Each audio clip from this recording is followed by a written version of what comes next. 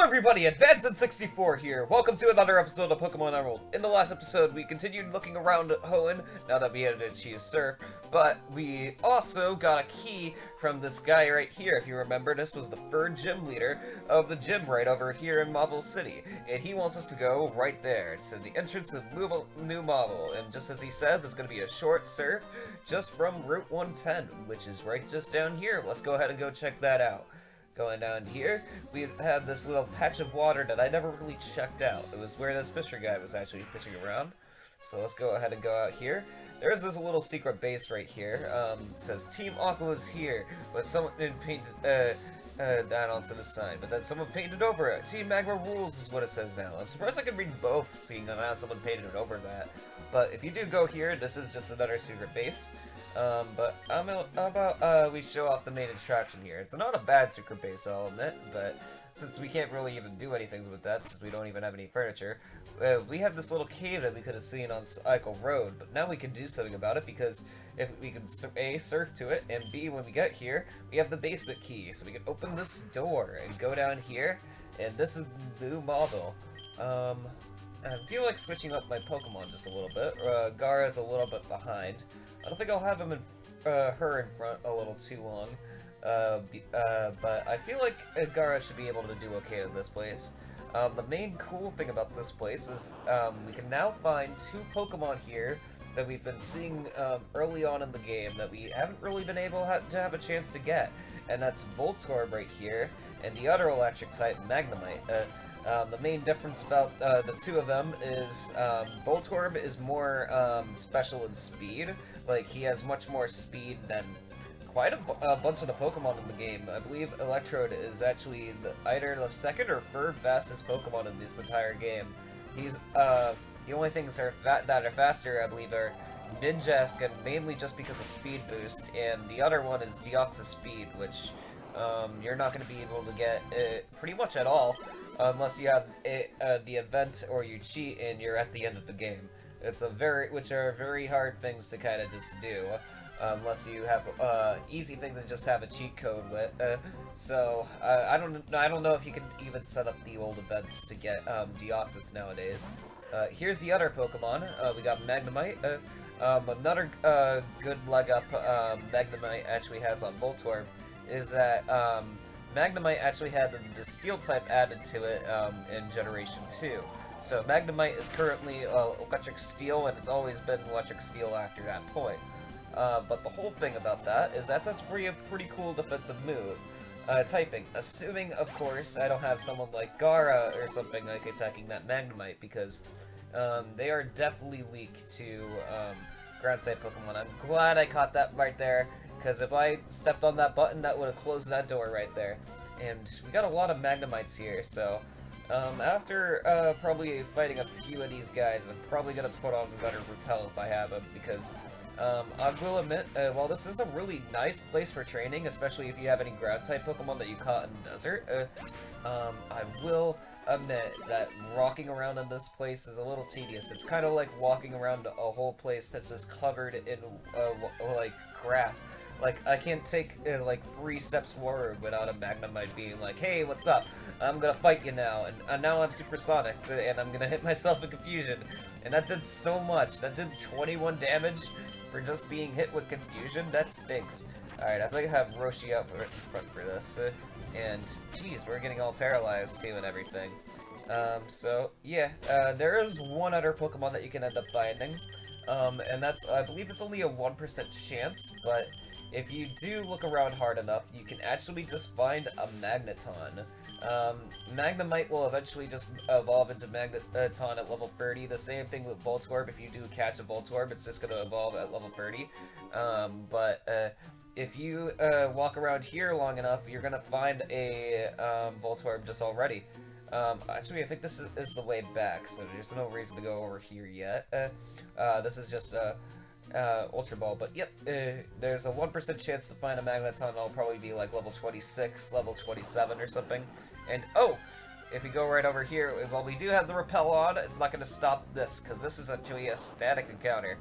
Some of these Pokeballs aren't Pokeballs at all, they're actually just Voltorbs in disguise. So instead, we're gonna have to battle this guy. I think I might actually want to catch one of these guys, just because. Not that I'm gonna be using a Voltorb or anything, but I don't think they're too bad. I've never used a Voltorb too much in the past. There's times where I've actually used Electrodes over Voltorbs, and I'll show you why that is, because there's actually an opportunity to catch Electrodes down the line, even though they're not available here, but you can catch Magnemite or Magneton, or just a Voltorb here, but Electrodes are actually in a place down the line. And boom, we get a Voltorb here, and there's an uncannily and unexplained resemblance to a Pokeball. As it explodes at the slightest shock, even veteran traders treat it with a caution. And that is mainly true. The Voltorb always has kind of just been like the Pokemon that's always been able to just kind of blow itself up, and has always been synonymous with blowing itself up. A lot of Pokemon can actually use self-destruct itself, but Voltorb has always just been like the main guy. I'm not going to be too creative, we're just going to call him Pokey. Bye, Pokey, and let's go over here. We can now press that button and open this door. I forget if I even changed a Pokemon that was up in front, because Gara is kind of hurt. I did not, but I do actually have some Soda Pop, so I think I might actually just give him some her some Soda Pop. Keep messing it up, because, you know, I kind of only picked up one name for no Trapinch, and kind of Gara is kind of just a dude, so it's kind of just a weird thing. Oh, go into this one. This is another Voltorb. I believe there's like 3 or 4 Voltorbs that are kind of just disguised as items here. And hey, he's got a little Pokemon ball under there now, because we ended up catching one of those. We're gonna hit him with Sand Tomb, but because this is a times 4 effect, and like with that Magnemite, I doubt it's gonna do too much damage. And there's a chance I might not even hit the dude. Like, come on, Gara. Come on, Gara, your whole thing is sand. You can do it. Come on, I'm gonna give you one more shot with this. Voltorb does have Screech, but I don't think it really even gets any physical moves. I mean, unless maybe you can teach it, like, Strength or something, but there's not really a point that it's gonna be using, like, any defense moves, because it's always, like, either has, like, Sonic Boom or, like, Thunderbolt or something like that. So, I don't know what that's about, but, oh, a Paralyze here, a heal right there. Now, I do not know if we need to press a button here. Let's go up and check. Nope, there's just a fake out right there, trying to make you, go ahead and fight the Voltorb, but if we go here, it's a full heal. And I'm guessing that other one, if we press this, it's gonna be a Voltorb. So let's go ahead and fight the Voltorb.